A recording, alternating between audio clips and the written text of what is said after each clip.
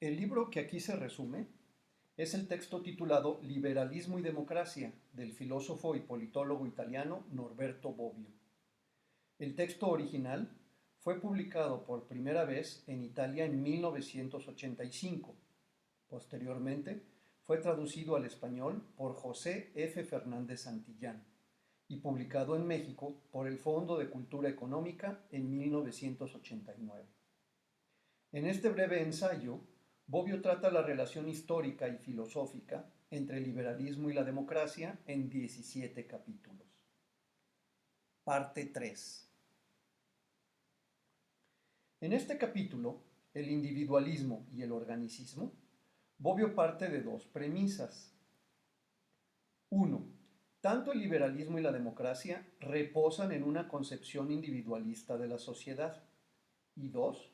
El pensamiento político ha estado siempre dominado por el antagonismo entre organicismo u holismo y el individualismo o atomismo.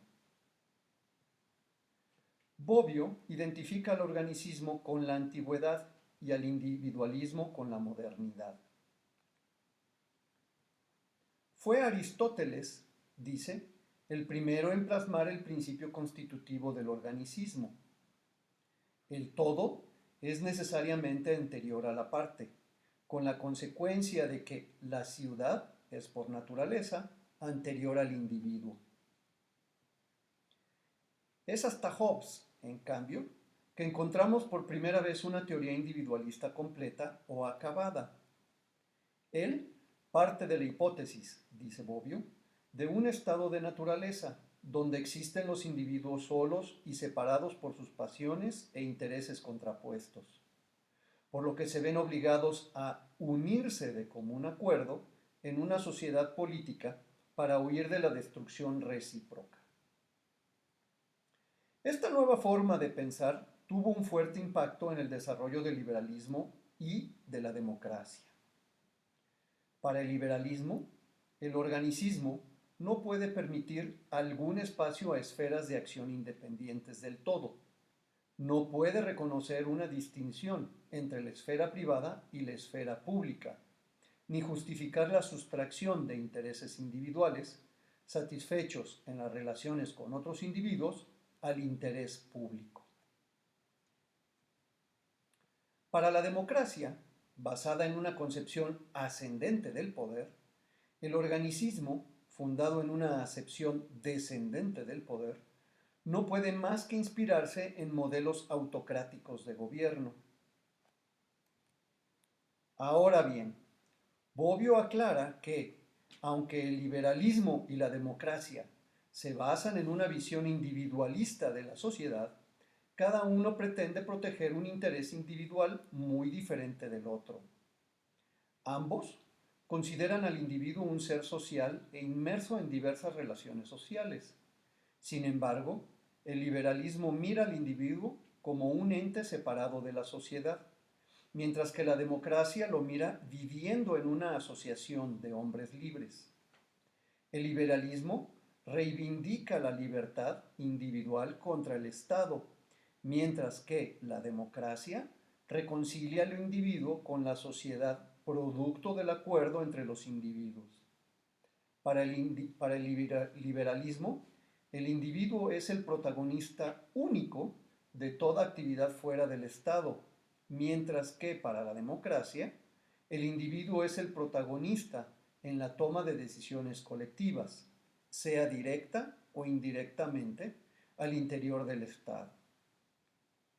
El liberalismo exalta las capacidades de autoformación, de desarrollo y de progreso intelectual y moral del individuo en máxima libertad, mientras que la democracia exalta la capacidad del individuo de acordar e instituir un poder común no tiránico con otros individuos.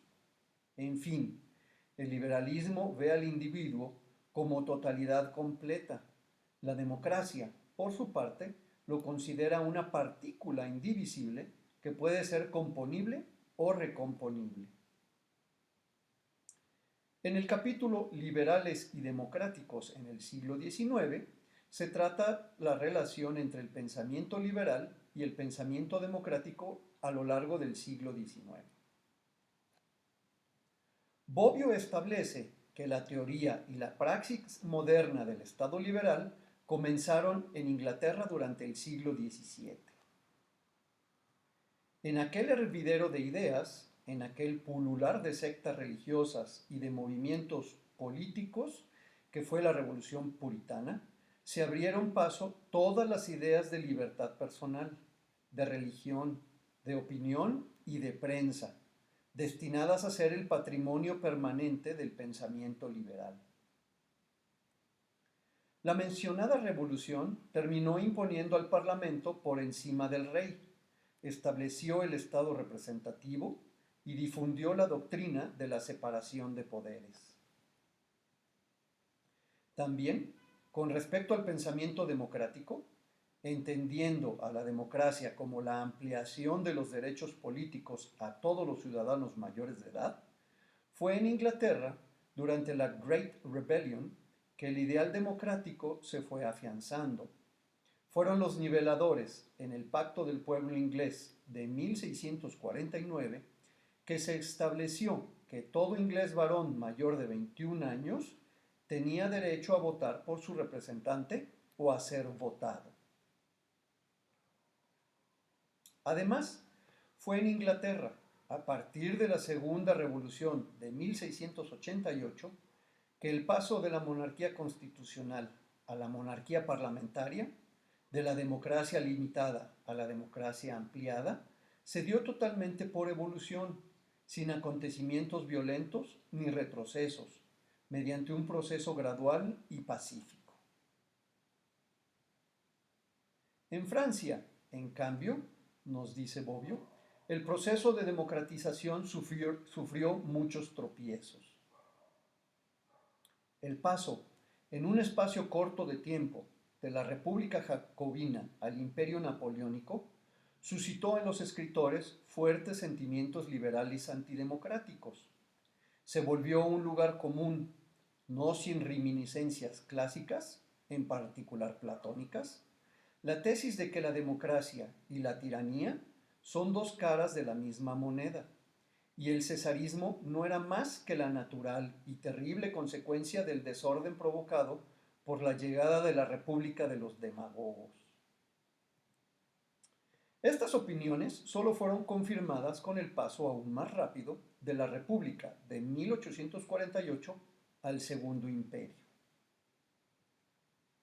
Así, prosigue Bobbio, el proceso de liberalización y el democratización siguieron su propia trayectoria a lo largo del siglo XIX, algunas veces por separado y en otras en conjunto, dependiendo siempre de si la ampliación del sufragio fuera o no considerada como integración del Estado liberal. De esta forma, se fue generando un liberalismo radical, liberal democrático, y un liberalismo conservador, liberal no democrático, a la par que se generaba también una posición democrático-liberal y otra democrática no liberal. El liberalismo radical siempre favoreció la ampliación de los derechos políticos hasta lograr la universalidad del sufragio. El liberalismo no democrático siempre consideró la ampliación del derecho al voto un peligro para la libertad. Los demócratas liberales estuvieron más interesados en la limitación del poder, en la división del gobierno central, en la separación vertical del poder y en la defensa de la esfera privada. Los demócratas no liberales se interesaron en la distribución del poder, en las instituciones de autogobierno, en la separación horizontal del poder y en la conquista de la esfera pública. Los liberales democráticos y los demócratas liberales terminarán por coincidir en los procesos de ampliación del derecho al voto, mientras que el liberalismo no democrático y el pensamiento demócrata no liberal terminarán excluyéndose mutuamente y quedando en los extremos opuestos del espectro político. Enseguida, Bobbio presenta de manera esquemática las posibles formas de relación entre liberalismo y democracia. A. Liberalismo y democracia son compatibles, por lo que pueden existir estados liberales democráticos, estados liberales no democráticos y estados democráticos no liberales. B. Liberalismo y democracia son antitéticos, es decir, la democracia destruye al estado liberal o puede ser realizada únicamente en un estado social. Y C. Liberalismo y democracia están ligados necesariamente. Solo en democracia puede realizarse los ideales liberales y solo en el Estado liberal la democracia puede ser practicada.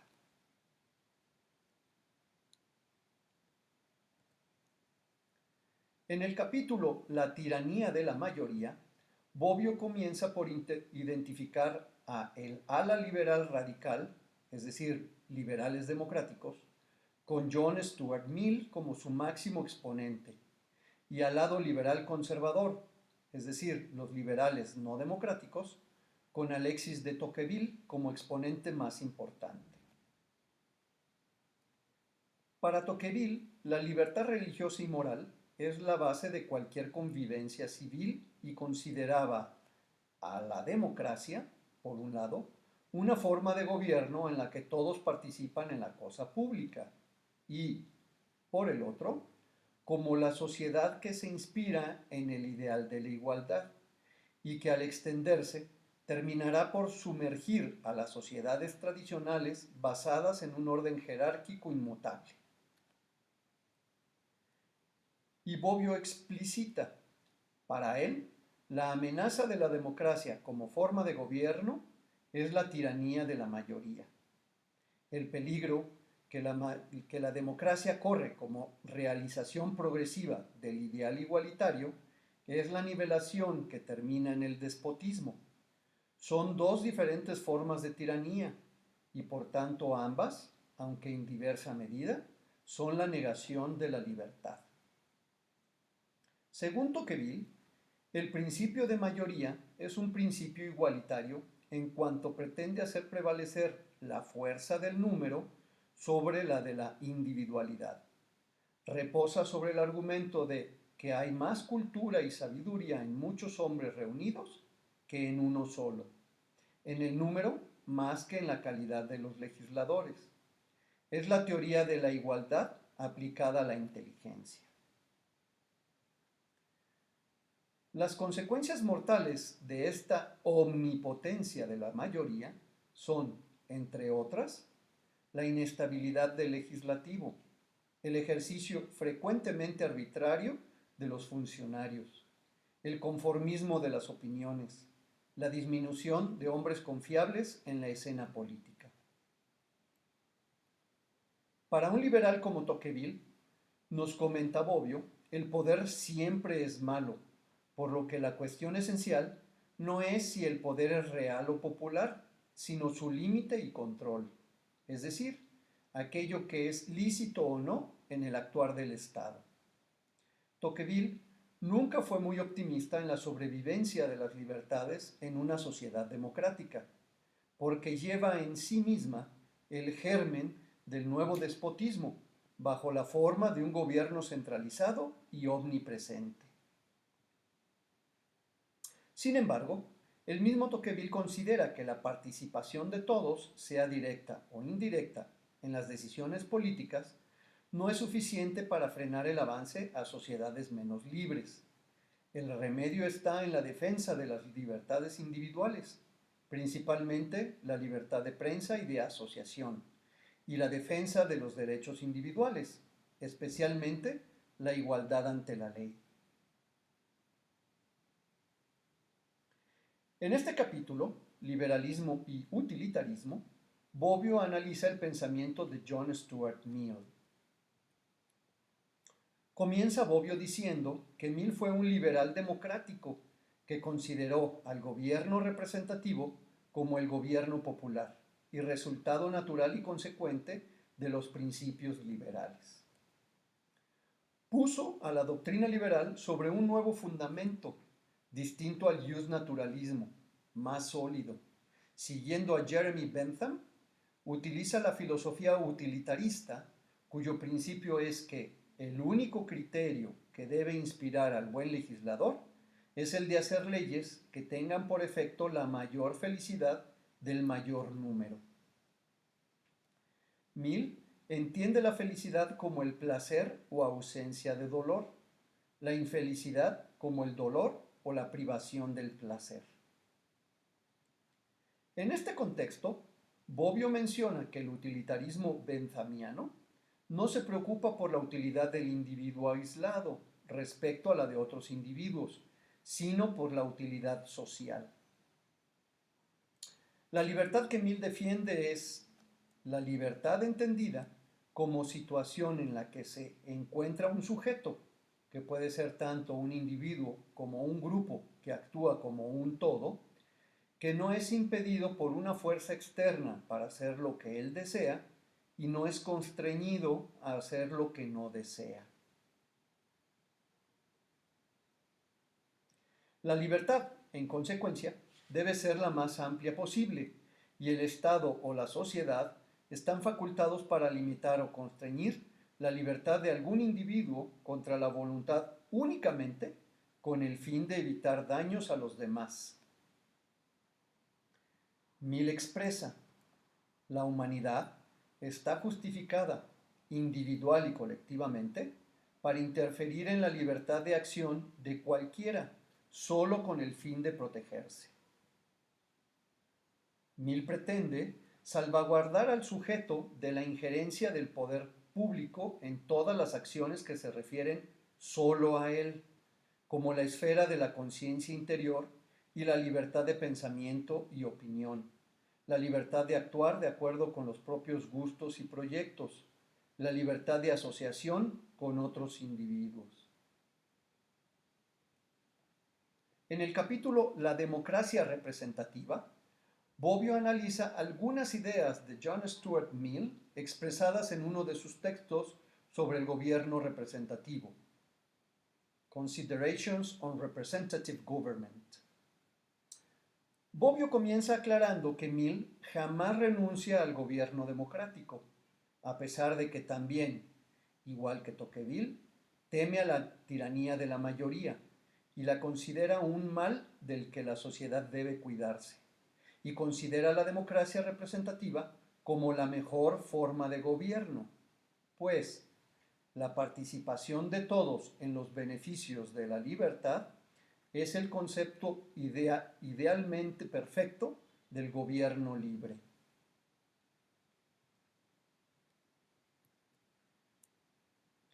Al contrario de Tocqueville, Mill considera que la ampliación del derecho al voto a todos aquellos que paguen alguna cuota o impuestos, incluyendo obreros y mujeres, pero excluyendo a los que están en bancarrota, a los deudores fraudulentos y a los analfabetas, es uno de los remedios contra la tiranía de la mayoría. El otro remedio que él propone contra la tiranía de la mayoría es la implantación del principio de representación proporcional en vez del principio de representación por mayoría. Fin, parte 3.